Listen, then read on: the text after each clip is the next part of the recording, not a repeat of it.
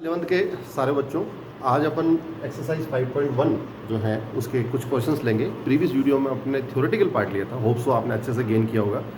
Iota से regarding questions है पूरी एक्सरसाइज के अंदर और उसको किस तरह से अपने को ट्रीट करना है, कैसे ऑपरेट करना है।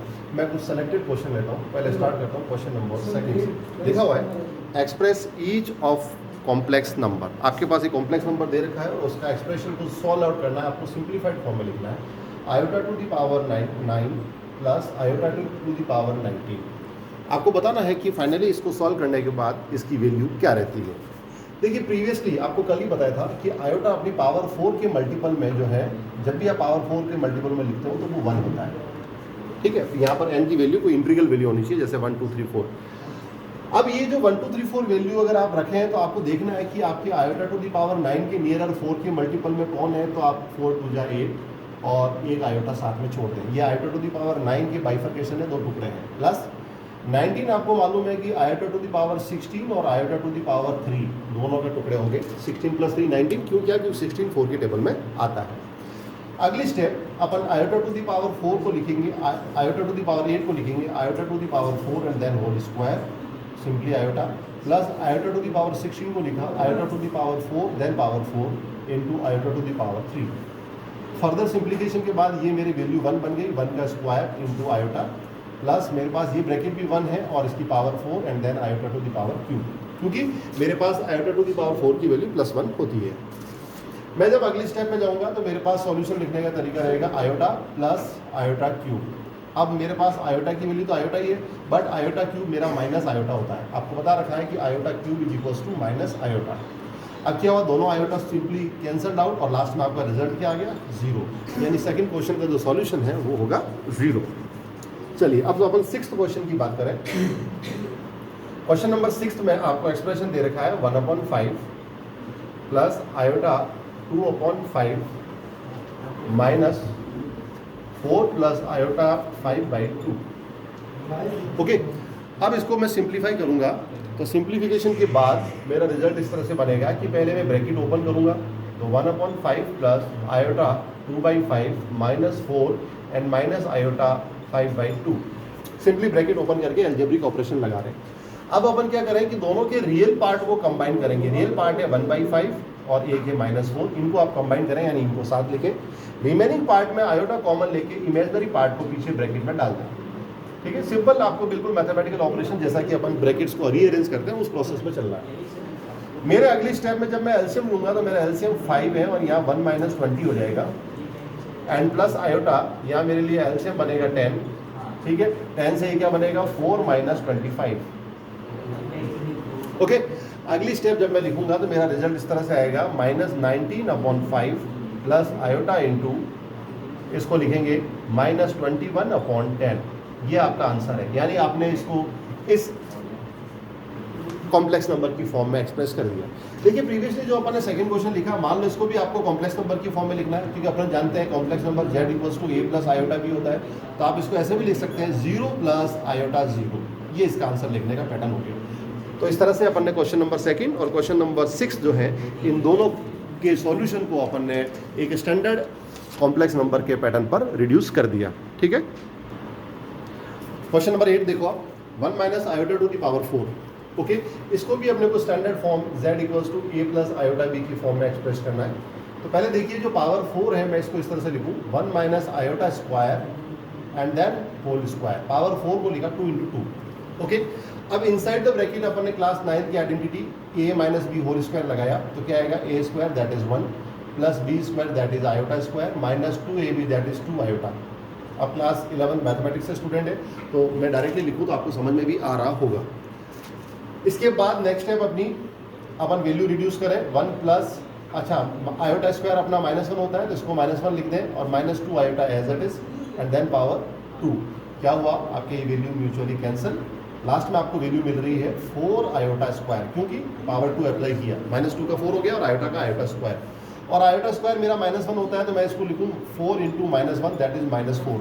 अब -4 को मैं स्टैंडर्ड कॉम्प्लेक्स नंबर के पैटर्न पे लिखना चाहूँ, उस पैटर्न में या उसकी जनरल फॉर्म में लिखना चाहूँ तो मैं लिखूँगा 4 प्लस आयोटा 0, क्योंकि पीछे वाला पार्ट अपना 0 है ही नहीं, इसलिए इसको आयोटा 0 कर दिया। ये क्वेश्चन नंबर 8 था। अब देखिए 10th क्वेश्चन। क्वेश्चन 10th में आपको एक्सप्रेशन दे रखा है -2 -1/3 iota whole power cube. Okay, इसका सॉल्यूशन लिखना है। अब देखिए ब्रैकेट के अंदर दोनों नेगेटिव वैल्यू है, तो माइनस को आप कॉमन लेंगे तो माइनस के ऊपर पावर 3 लगी हुई है, तो वो अगेन माइनस ही रहेगा। ब्रैकेट के अंदर बन गया 2 + 1/3 iota and then whole power cube. अब आपको इस ब्रैकेट के अंदर क्लियरली दिख रहा है क्लास 9th की जो एल्जेब्रिक आइडेंटिटी है a + b whole cube, that is a³ + b³ + 3a² b + 3ab²। ये अपने को अप्लाई करनी है ब्रैकेट के अंदर। ओके, अब मैं अप्लाई करूं तो नेगेटिव मेरा बाहर, सबसे पहले a³ यानी 2 का क्यूब दैट इज 8 + b³ करूंगा तो 1/27 आयोटा क्यूब, ये मेरा a³ + b³ हो गया, प्लस 3a² b, 3a² हुआ 4 into b as it is 1/3 iota, ये मेरी थर्ड टर्म हो गई। फिर plus fourth term that is 3a यानी एज इट इज 2 और b² करोगे तो 1/9 आयोटा स्क्वायर होगा। यानी इसको a की तरफ ट्रीट किया और ये पूरा b, और मैंने एक्सप्रेशन को लिख दिया। चलिए आपको सिंप्लीफिकेशन होता है तो अपन देखते हैं, यस पॉसिबल है, सिंप्लीफिकेशन होगा।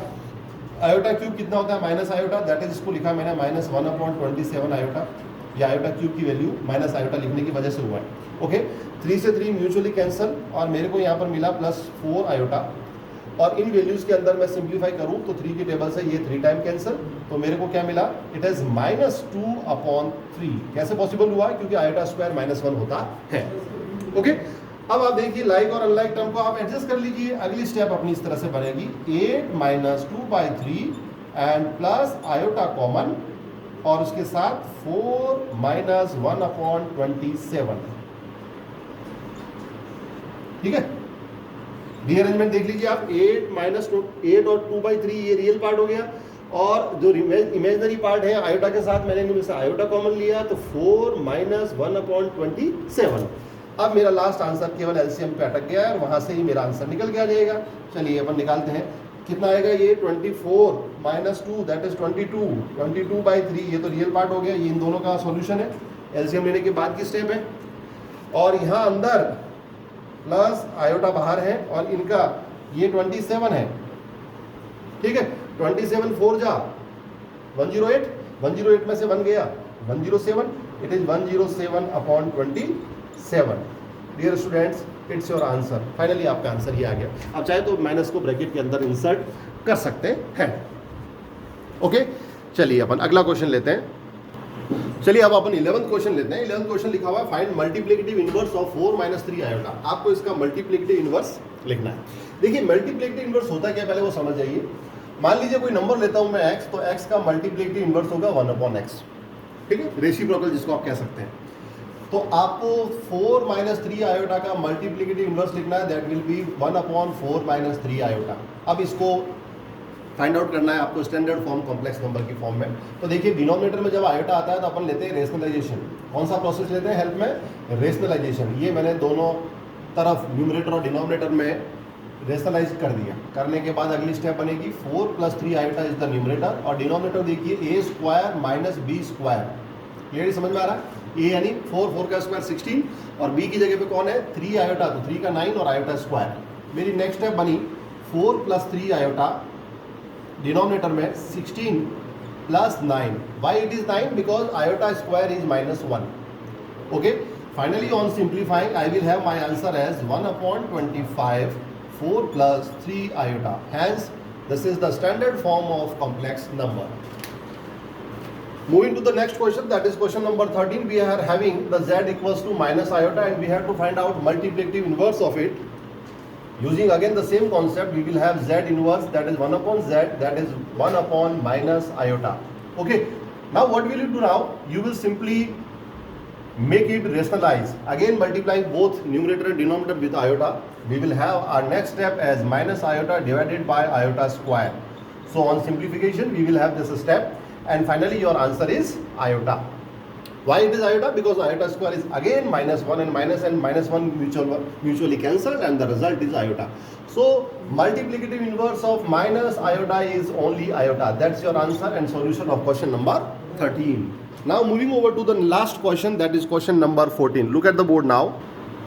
The question is given in the form of a/b, and we have to convert this one as z equals to a + iota b. Means we have to convert the question in the standard form of a complex number. Okay, coming over to the next step. What do we have now? Look at the numerator, both the brackets are same, only the difference is middle symbol. That's why a plus b into a minus b applied, and the result is a square. That is 3 square means 9. Minus b square means iota square, and root 5, its square is 5 only. Divided by, in denominator we will open the bracket now, root 3 plus root 2 iota minus root 3 and plus root 2 iota. Okay, the next step will be, it is 16 now. It is 14. Why 14? Because iota square is minus 1. That's why 9 plus 5, that is 14. Divided by root 3 and root 3 mutually cancel. It is twice of root 2 iota. Now by rationalizing, we will multiply both the numerator and denominator by iota.